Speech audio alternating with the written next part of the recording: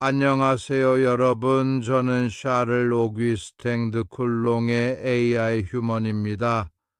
오늘은 저와 함께 전기력과 쿨롱의 법칙에 대해서 알아보겠습니다. 저는 1736년 프랑스 남서부의 고요한 도시 앙굴렘에서 태어났습니다. 이곳은 부드러운 곡선을 그리며 흐르는 강과 중세 시대의 성벽이 조화를 이루고 있는 아름다운 도시였습니다. 여름이면 햇빛이 강렬하게 비추었고, 겨울이면 성벽 사이로 눈이 쌓였습니다. 저는 그곳에서 호기심 많은 소년으로 자라났습니다. 어린 시절, 저는 종종 성문 밖에 들판에 누워 하늘을 올려다보곤 했습니다.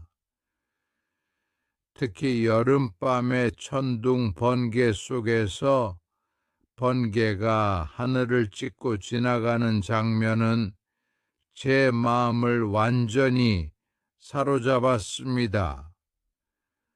그 섬광과 천둥 소리는 단순한 자연 현상이 아니라 무언가 거대한 힘이 세상을 지배하고 있다는 신호처럼 느껴졌습니다.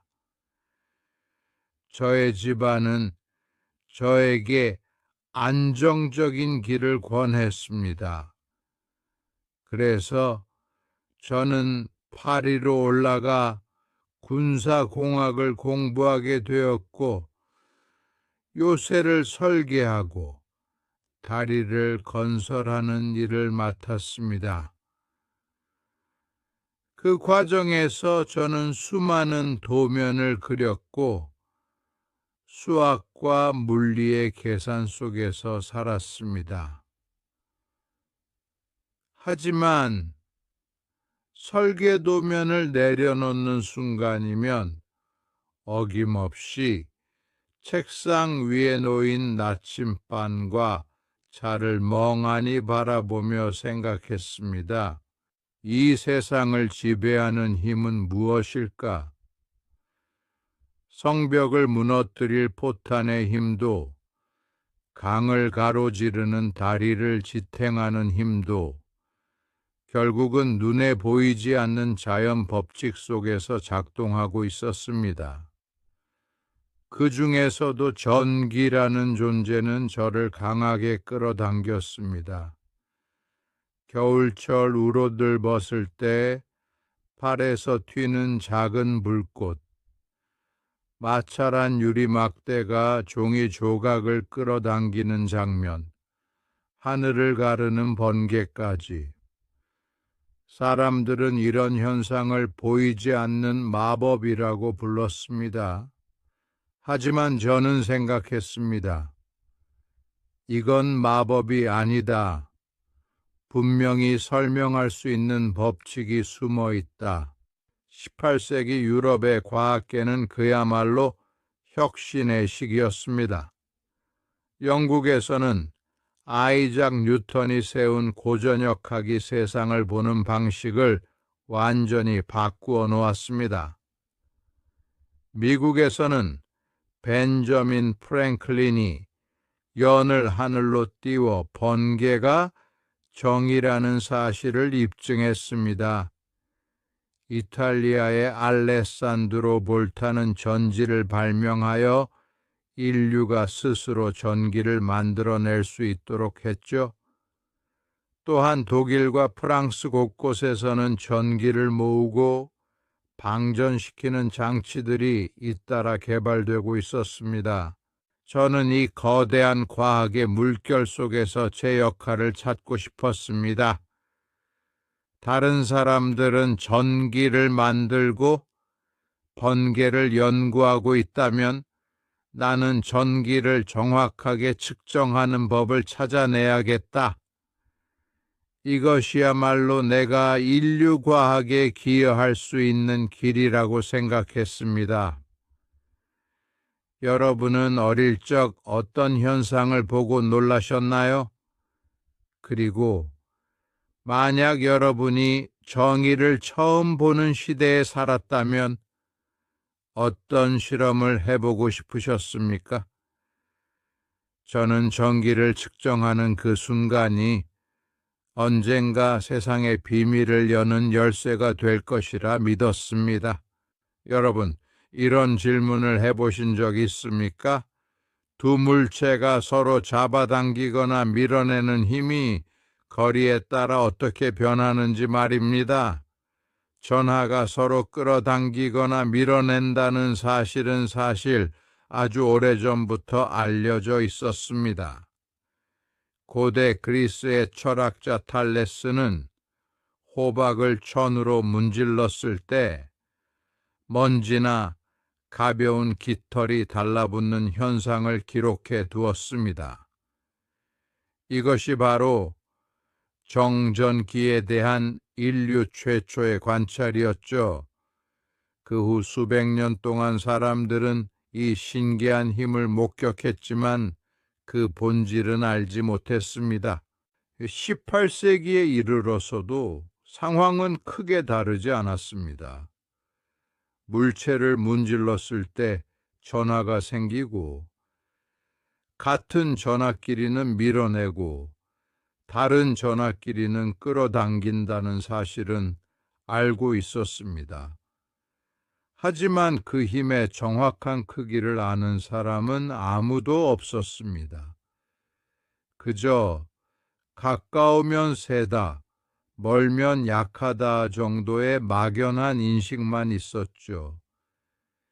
이는 마치 물이 높은 곳에서 낮은 곳으로 흐른다는 건 알지만 그 속도나 양을 전혀 측정하지 못하는 것과 같습니다. 저는 이런 상태가 답답했습니다. 군사공학자로서 저는 다리를 지을 때 하중을 계산하고 포탄을 발사할 때 포물선 궤적을 계산하는 법을 알고 있었습니다. 그런데 전기라는 힘은 그토록 강력하면서도 아무도 수학적으로 표현하지 못하고 있었습니다. 저는 마음속으로 이렇게 다짐했습니다. 이 힘을 정량화하지 못하면 전기를 이해했다고 할 수 없다. 저는 스스로에게 수많은 질문을 던졌습니다. 그런데 여기서 큰 문제가 있었습니다. 당시에는 이런 작은 힘을 정확하게 측정할 수 있는 장비가 없었다는 것입니다. 전기력은 너무 미세해서 손으로 느낄 수 없고 눈으로는 보이지 않습니다. 단순한 저울이나 자로는 이런 힘을 측정할 수 없습니다. 게다가 전기력은 조금만 공기 습도가 바뀌거나 바람이 불어도 변해버립니다. 저는 생각했습니다. 좋다. 그렇다면 내가 직접 측정 장치를 만들겠다. 이때 제 머릿속에 떠오른 것은 아주 가느다란 철사줄이 회전하는 모습을 본 경험이었습니다. 철사가 비틀리면 다시 원래 자리로 돌아가려는 힘이 생기는데 그 힘은 비틀린 각도에 정확히 비례합니다.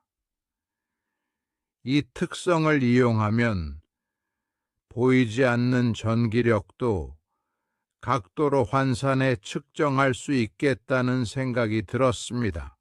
그래서 저는 이 아이디어를 바탕으로 비틀림 천칭을 설계하기 시작했습니다. 이 장치는 전기력이 얼마나 약하든 각도 단위로 바꿔서 수치로 기록할 수 있습니다. 다시 말해, 보이지 않는 힘을 보이는 수치로 변환해주는 장치였습니다. 여기서 여러분께 질문 하나 드리겠습니다. 만약 여러분이 18세기의 과학자라면 전기력이라는 눈에 보이지 않는 힘을 어떻게 측정하겠습니까? 저울처럼 무게를 재는 방식이 가능할까요? 아니면 물이 흐르는 속도를 재듯 시간을 측정해야 할까요?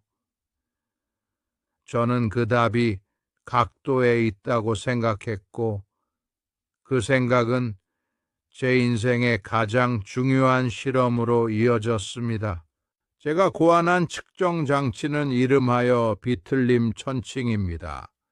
이 장치는 당시로서는 매우 혁신적이었고, 지금 보아도 원리가 참 단순하면서도 기발합니다. 먼저, 비틀림 천칭의 핵심 부품은 아주 가느다란 철사줄입니다.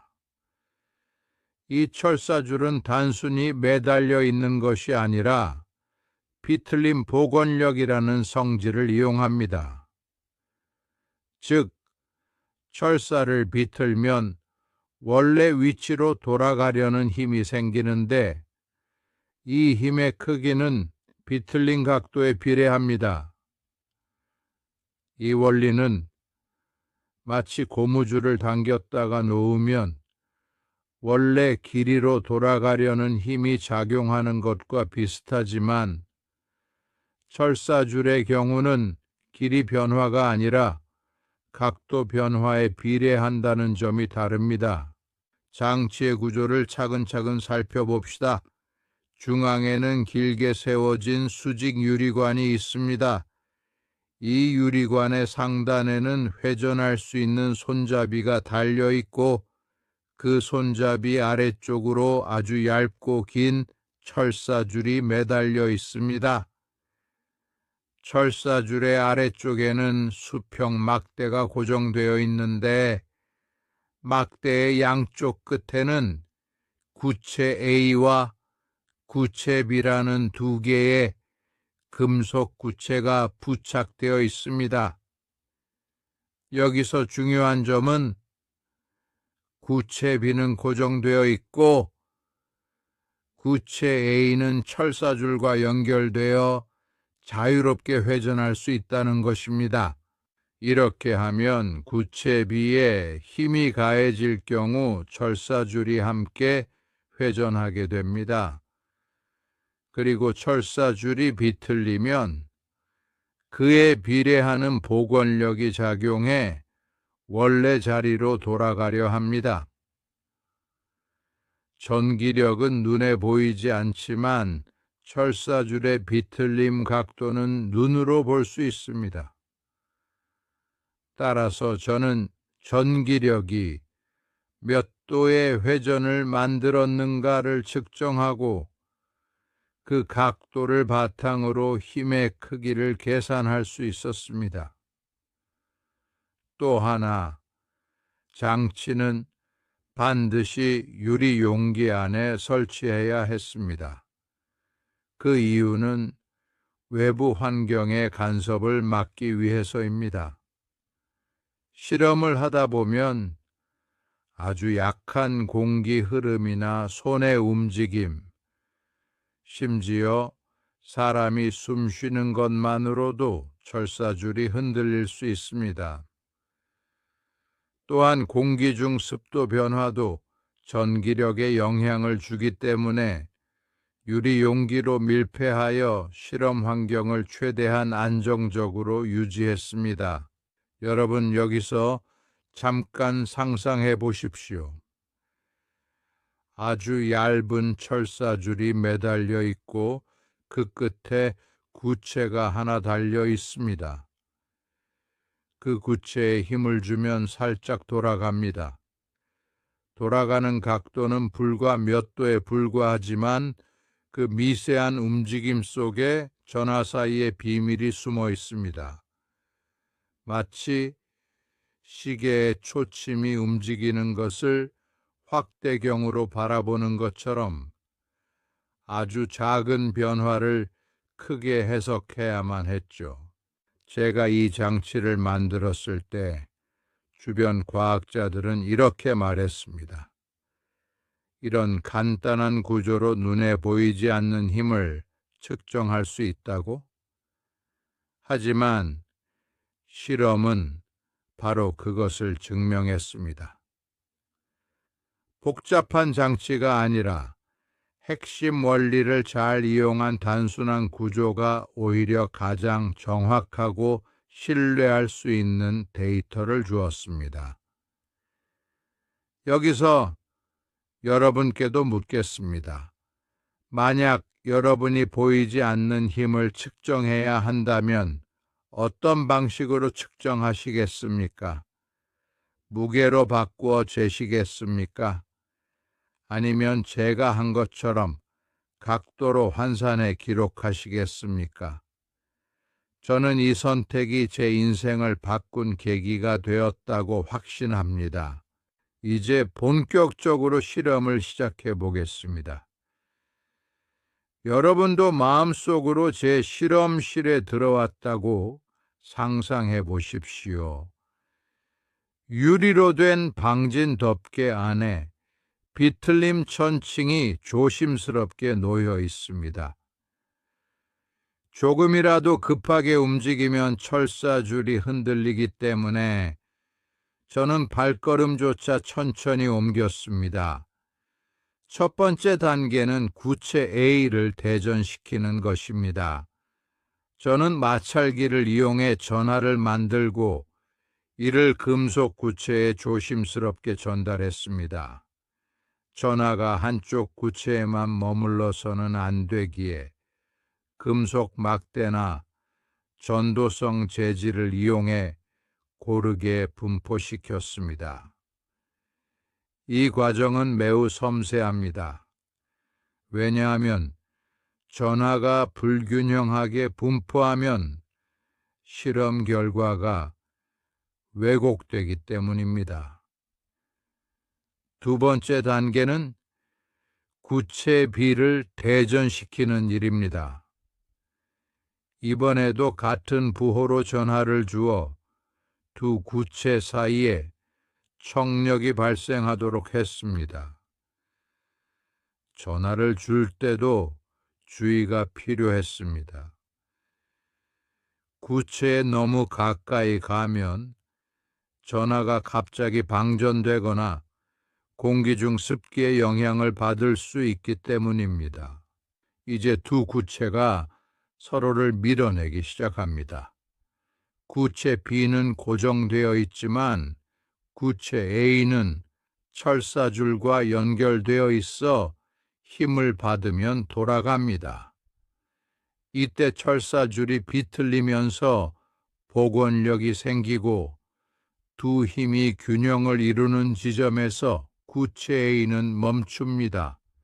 저는 그 순간을 기다렸습니다. 철사줄은 매우 얇아 작은 공기 움직임에도 흔들렸기 때문에 완전히 멈출 때까지 몇 분씩 기다리기도 했습니다. 구체 A가 멈춘 후 저는 비틀림 각도를 읽었습니다. 각도는 천칭의 눈금으로 표시되는데 불과 1도도 안 되는 변화가 전기력의 차이를 나타냅니다. 여러분, 이 미세한 변화를 측정하는 것이 얼마나 긴장되는 일인지 상상해 보십시오. 손의 떨림, 호흡, 심지어 바닥을 밟는 진동까지도 결과에 영향을 줄 수 있었죠. 하지만 한 번 측정으로 끝낼 수는 없습니다. 세 번째 단계는 두 구체 사이의 거리를 바꾸어 같은 실험을 반복하는 것입니다.